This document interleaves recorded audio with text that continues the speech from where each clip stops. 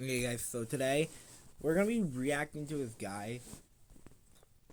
So, I'm not gonna fully agree with him, but if you want to go watch this guy, I don't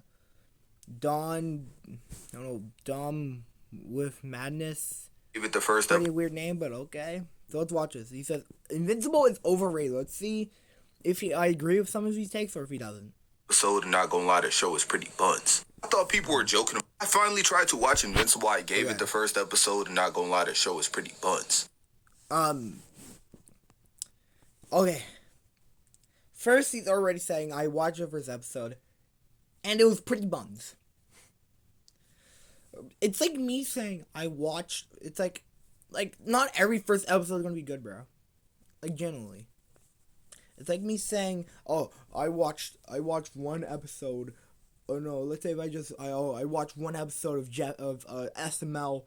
This shit is low key ass. Like, bro, you didn't watch the full series. Like, I generally get it. If you don't like the first episode, okay, but watch the second episode. And I'm pretty sure this man did not make it to the end. Did you make it to the end of the end of the fight where Omni Man fought the freaking Guardians of the Globe?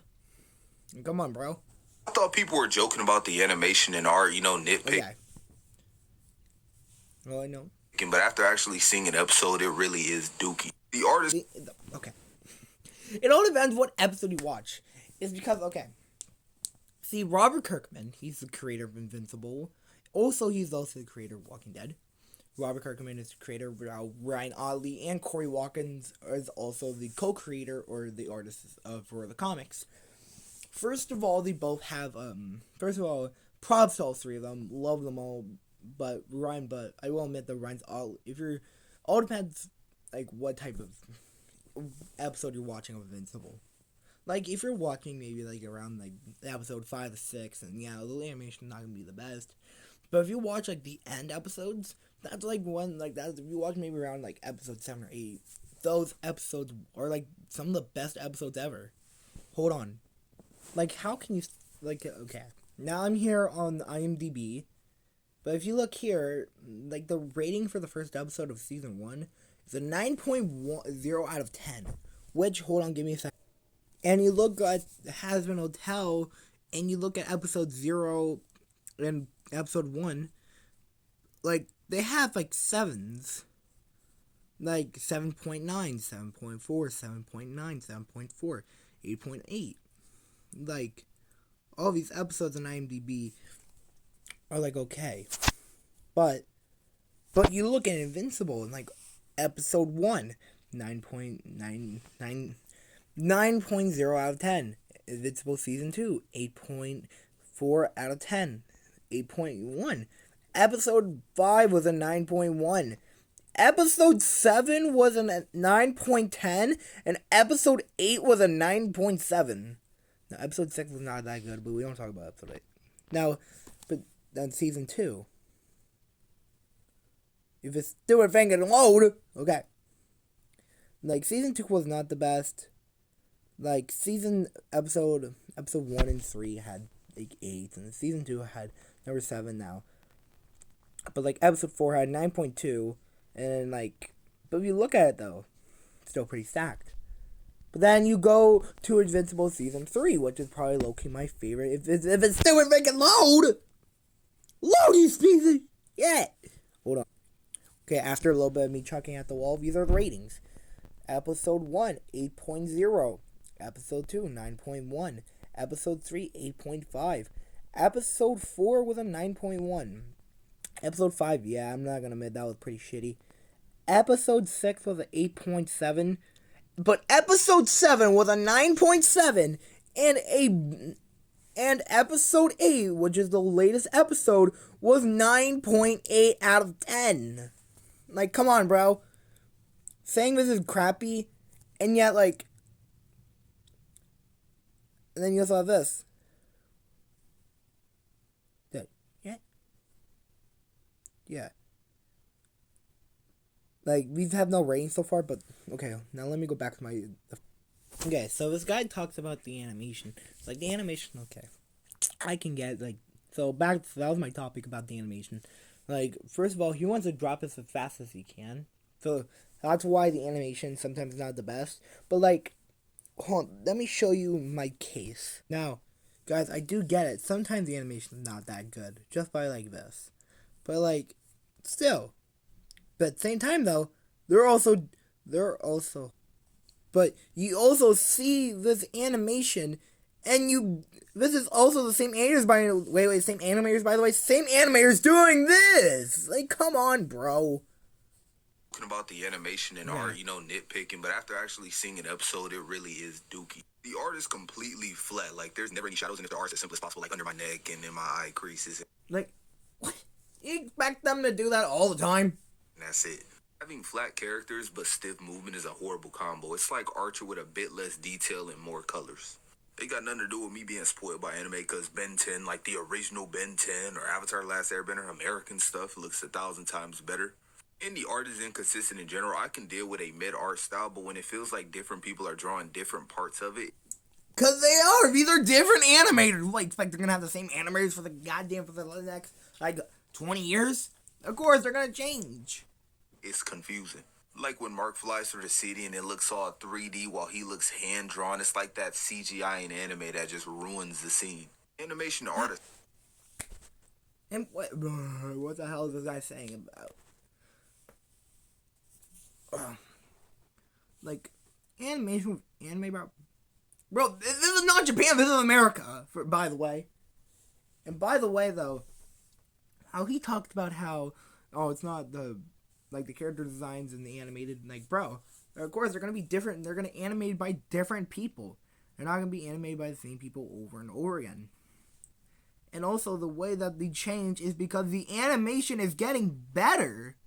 That's why it's going to change, is because the animation is getting better. They introduced not a single likable character in the first episode. Because it's the first episode! Bro, how many times am I going to say this? Oh, there are going to be no likable characters in the first episode. Bro, because it's the first episode! Like, bro, you think I'm generally going to like characters in the first episode? It's the first episode. You have to watch more episodes to start liking characters. Like, come on, bro. Like, Mark goes from stereotypical loser to trying to live up to his dad to basically... Yes! That's called character development. Oh my god, bro. Yes, he first starts out as a scrawny teen who has like one friend, and then they find out he has powers, and he grows up to try to be like his dad, save lots of people. That's called character development. His own man, all within one episode. And all in one episode. Yes, because he got his powers in the first episode. Of course he's going to be trying to be as good as his dad. Of course it didn't be right. But he still wanted to be as good as his dad. Since he was a young boy, Mark wanted to be just like his father. He wanted to be a good hero, save everyone, and be loved by everyone. But, yeah, we all know what happened after that. He's over here dragging bad guys through buildings even though he doesn't need to. His mom tells him to go to sleep and he says, make me. Because that's just Mark being a teenager. That's literally Mark just being a teenager. Like, have you...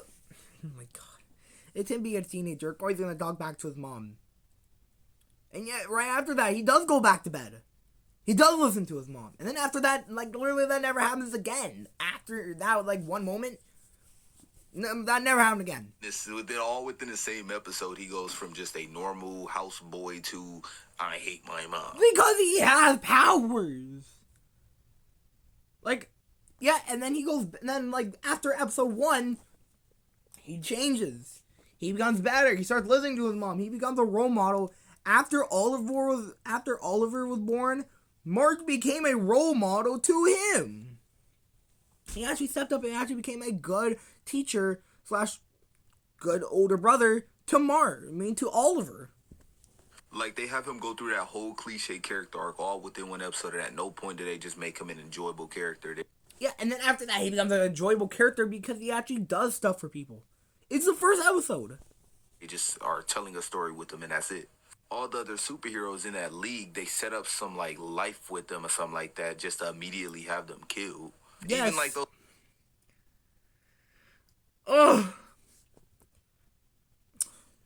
just for them to be killed. Yeah. Because if you ever read the comics, you understand. First, okay, now I'm back with Fury Up. Okay, first of all, if you ever read the comics, you know it took like at least 7 chapters just for them to kill off the Guardians of the Globe. But yet, we knew that like Mark was the main character. The Guardians of the Globe, the team that Omni-Man killed, was supposed to show us like what Omni-Man's truly doing here. Those dudes in the very beginning of the episode where it was like 2 security guards having like a 5-minute long convo. Again, because it's showing. Because okay, first of all, this is only show relatable. In the comics, though, the first panel we ever see, we see Mark just chuck like a teacher, and the teacher blows up. Random nothingness there to pad time. It feels like I couldn't even. Because they're showing us what it is. They're showing us what the heroes are doing. They show us like what this thing is about to be, and then they show us at the end what. Like, first of all, Omni-Man wasn't hesitating to kill his own team. He didn't feel no emotions, but when he fought Mark, he showed emotions because that was his own family. Tell if Omni-Man was a part of the group because it seemed like they were surprised or annoyed by his presence when they were fighting side by side. I still don't even know if they're secret identities or not because Mark is jumping up and down in his backyard and his other characters who just fly away. Where it was like 2 security guards having like a 5-minute long convo. Again, random nothingness there to pad time, it feels like. I couldn't even tell if Omni-Man was a part of the group because it seemed like they were surprised or annoyed by. First of all, if you read the comics, you know Omni-Man was never part of the group. Even Omni-Man said himself he was never part of the group, but they did say that he actually was like best friends with the Guardians of the Globe, if you ever read the comics. And yet Omni-Man, like, we saw after their death and after Omni-Man was like at their memorial, we actually did see Omni-Man talk about, like, they did say he was a part of the team, but like he was never stated to be an actual candidate. His presence when they were fighting side by side. First of all, Omni-Man, because they didn't know if, because they were surprised that Omni-Man was there, because Omni-Man hardly ever shows up. I still don't even know if they're secret identities or not because Mark is jumping up and down in his backyard and his other characters who just fly away in front of people, so I don't know how. Because they do that is because they don't want to pay just for them to walk away. Like, that would be stupid. They just want them to fly. It works. Mark was trying to get a suit and he didn't have a name for himself. 5 seconds later, they had the old say that again and they get the invincible name. Yes! He got the invincible name because he was getting a suit from art! Like, literally, that was a heartful moment where father and son were in the backyard playing ball across the world. And then he was like, you are invincible. In the comics, though, it was completely different. It's because the comics and show were 2 completely different things. Like, they want to start the story. They don't want to make all this build up and just wait for you to wait. Because if they did all this stuff you're talking about, we'll be around like episode 5 by this point. No, like season 1 would be up to episode 5 where the story actually begins with Mark. In the suit, then he had no logo on it. Like he made it seem like. Not every suit has to have a logo on it, bro. What do you think? Was this Superman? Batman? Bro. Invincible literally said to himself, bro, fuck this bullshit about being invincible. Fuck it. Stop it being... Oh, look, now Gemma Guy is talking back. This guy... No. Not every superhero team has to have a name on their outfit, bro. That's stupid. What, you think he's gonna have a big eye on his chest? Like, yeah, Omni-Man had one. But still, bro. Bro, what, you think this is Superman? You think this is your average superhero middle-of-the-run team? Where, like, the superheroes are, oh, now you saved the day. No. This is Mark actually trying to do good things for once. The superhero, bro. First of all, this ain't kid stuff. You're not gonna see freaking Mark have an eye on his chest and go around saving people. No, he's not. The suit was gonna represent him, but it's just a different color variant. Bro, they knew it was him. Like his iconic blue and shut up, Luna. Blue and yellow. Like after he changed it and he got his blue and black suit, everyone thought he was a completely different hero. Everyone thought he was Invincible. Like his blue and yellow suit was iconic enough that when he changed it, everyone thought he was a completely different superhero trying to act like Invincible. You know, the suit he had before, basically. I don't know, man. That whole episode felt like they tried to cram half a season's worth of stuff into one episode. Yeah. Because, bro, they had more bigger stuff to deal with. They don't want to deal with, like, a whole season worth of just Mark finding out, I have to do like this, I have to be like that. No. Just to introduce the characters. If the art wasn't bad, I could sit through it, but I can't deal with no, it. Bro! Oh, my God. It's the art. The art thing over and over again. Bro, if you don't like it, then don't watch it. I just spent 16 minutes of my life telling you that you're wrong about this whole statement. Bro. And you didn't watch the whole series. There's, like, okay, there will be bad animations at some point, but there'll also be good animations, good points too. Bro, this ain't like Arcane or X-Men 97, where like the animation of every scene is top tier. Bro, I can sit and enjoy Invincible, and then I don't have to wait for goddamn like 5 years just to get a trailer for a next season. Bro, if you compare Invincible season 1 episode season 2, that took 2 years. But then season 3 all the way up to season 4, bro, I didn't have to watch, like, I only had to watch the trailer. Bro, the animation looks great, and let alone only a year. A mid-story with mid-visuals. A mid-story, bro. A mid-story. Have you only watched one episode? You can't judge something and just say you watch one episode. You need to watch multiple episodes to judge something. Like, it's not me going up and watching one episode of Gemma and saying, oh, this thing's shit. Never gonna watch it again. Like, bro, watch more episodes. You understand? I can even enjoy mindless action, but the fights from what I've seen in the show aren't even, like, good enough to watch a whole... Good. Hold on. Like this. Like, what? You're telling me this is bad? Why did you make me do this? You're fighting so you can watch everyone around you die. Think, Mark. Yes. And I think Mark was like one of the most famous things of all time. Insignificant being on this planet. You'll live to see this world crumble to dust and blow away. Everyone and everything you know will be gone. What will you have after 500 years? And boom!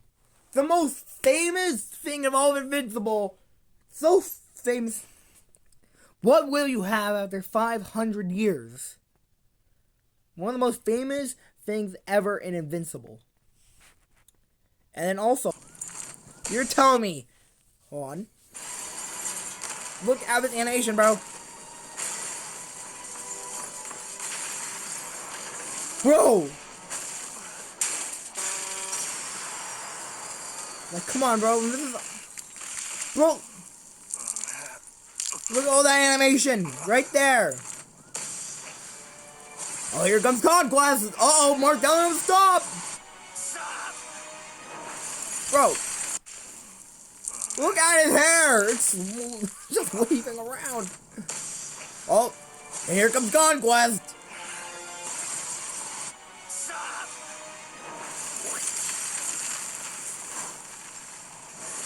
He just grabs him. Are you crazy? And beats him to the ground. Like, come on, bro, you can't tell me that's great animation.